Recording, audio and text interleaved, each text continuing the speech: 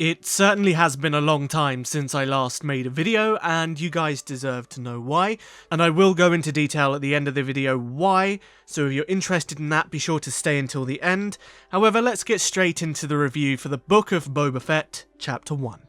Now look, I've been so explicitly clear for so many years now that I don't want these kind of TV shows from Lucasfilm. It's a shame that we have to attach to legacy characters to achieve any kind of success in the eyes of this modern day Lucasfilm.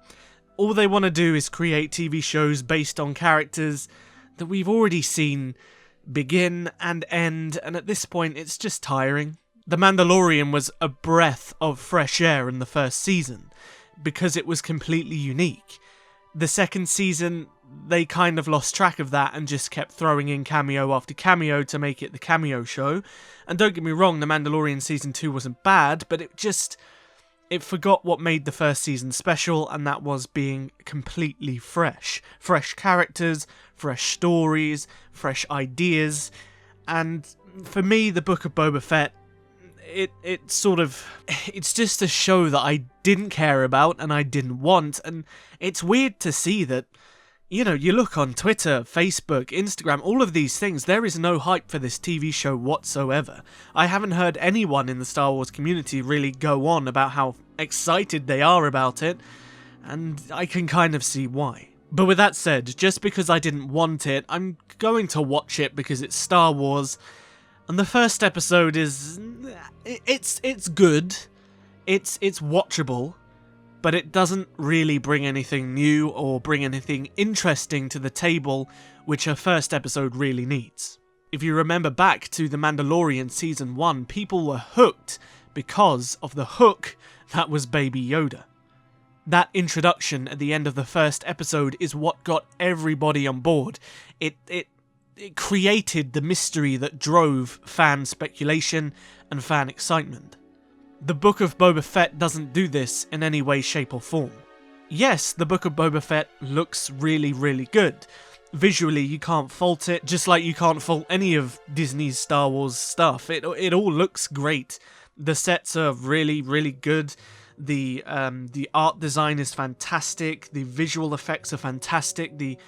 I actually thought one of the creatures was an actual animatronic model, and I still can't make out whether or not it's CGI or whether it's an actual thing. That's how good this show looks. But like I said, this is just Disney. They're good at making things pretty. The audio design is really well made. The music, it tries to be too much like The Mandalorian. It doesn't try to find its own 2 feet. It takes too many beats from the original Mandalorian soundtrack, which I think is a bit of a... I don't know, I think it's a bit of a disservice to Boba Fett as a character. He deserves more than being second fiddle on a musical level to The Mandalorian. I mean, Boba Fett's one of the most iconic characters of all time. He deserves some kind of musical stature that this show doesn't give him. It tries to harken back too much to The Mandalorian, so the music is a bit of a disappointment to me. And as for the story, I mean, it's kind of what we expected, right? There's a lot of throwbacks to the prequels. There's even new shots of original shots from Attack of the Clones, which is, pretty weird. I don't get why they didn't just use the original shots, but, fair enough, it looked good.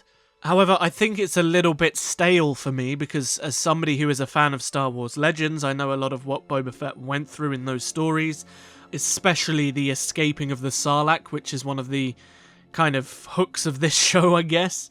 Now, this is going to be a minor spoiler, so click off if you don't want to know anything about the show, but this episode is essentially a flashback episode.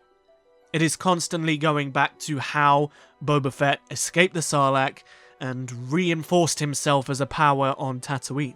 Now, the biggest problem for me isn't the fact that this is the story. I think it kind of made sense. Everybody wants to know how Boba Fett escaped. Everybody wants to know how Boba Fett sort of regained his power status in the wider galaxy. And this episode was expected, and I think we all knew that we were going to get this. But the problem is, these run times just suffocate any kind of storytelling potential that they want to bring to the table. I'm reading a lot online that people are saying this is a slow episode and it's really kind of lethargic. but that's kind of the point. It's more of a character analysis. It's more showcasing Boba Fett's internal struggles with the external struggles. And I, for one, enjoyed that kind of idea. The only problem is, it throws you like a whiplash from present day back to flashback to present day back to flashback, and in such a short space of time, you just don't have enough kind of detail to make this slow-burning character analysis episode. The showcasing of the Sarlacc escape was extremely rushed and uninspired, especially considering how interesting the story is in Legends. They just didn't care to tell it. And from then on, it's just too short. There needs to be another 20 minutes of TV show to cram in that necessary information and the necessary context and the necessary world building to connect us to these characters and to these stories. It throws a bunch of names at you you've never heard before, but it doesn't give you a reason to actually listen to them or care about them because they're gone within about 2 seconds of being on the screen. And this isn't necessarily a fault of the story or the writing itself, it's a fault of the fact that there isn't enough time to actually tell the story. This was a huge problem in The Mandalorian Season 1, The Mandalorian Season 2, and every single Marvel show that has come out since.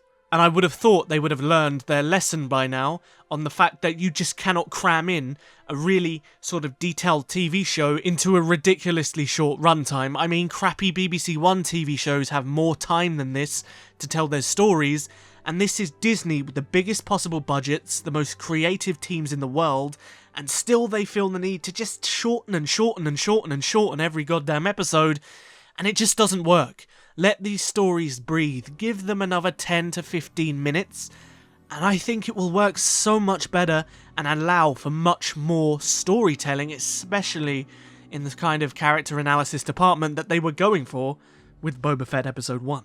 But with that said, it is an introduction. It doesn't hook you in the same way that The Mandalorian does, and I think that's just the fact that it's Boba Fett as a character, and we already know so much about him. This idea that he's this mysterious figure just is not true. We know so much about Boba Fett at this point that it just doesn't have the necessary hook to make you go, holy like I need to watch the next episode. It doesn't have that, and I think that's going to negatively impact it quite considerably, because nowadays fans want a reason to keep coming back, and unless you're a big fan of Boba Fett and the character himself, I don't think a lot of people are going to do that. The second episode needs to do something really, really special to hook people in. And I'm worried for this show because there was no hype for it in the first place, and this episode doesn't really do anything to build on that no hype.